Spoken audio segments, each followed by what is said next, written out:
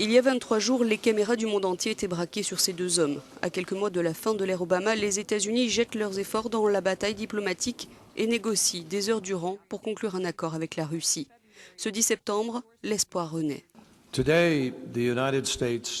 Aujourd'hui, les États-Unis et la Russie annoncent un plan qui, s'il est mis en place, s'il est suivi, est en mesure de marquer un tournant, un moment de changement.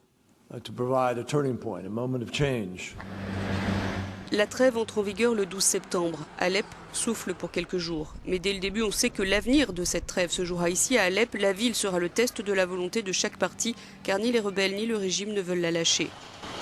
Malgré de nombreuses petites violations, le cessez-le-feu tient jusqu'au 19 septembre, Damas en décrétant la fin.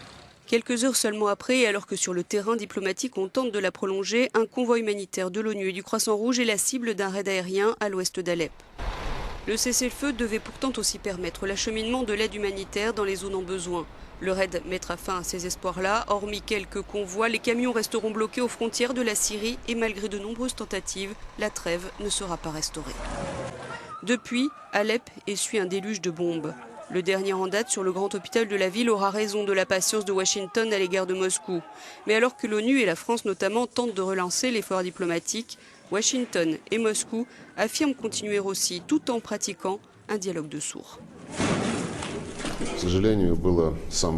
Malheureusement, depuis le début, explique Sergueï Lavrov, beaucoup de gens souhaitent briser les accords, y compris au sein de l'administration américaine. Et comme vous le savez, hier, à notre plus grand regret, ceux qui étaient contre le règlement politique de la crise syrienne, contre le respect des résolutions pertinentes des Nations Unies et qui avaient des plans clairs pour résoudre le conflit par la force, ont réussi leur coup.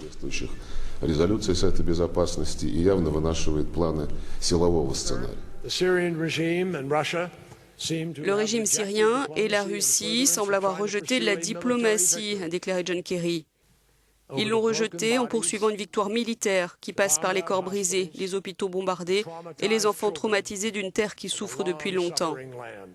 Les gens qui sont sérieux au sujet de la paix se comportent différemment de la façon dont la Russie a choisi de se comporter.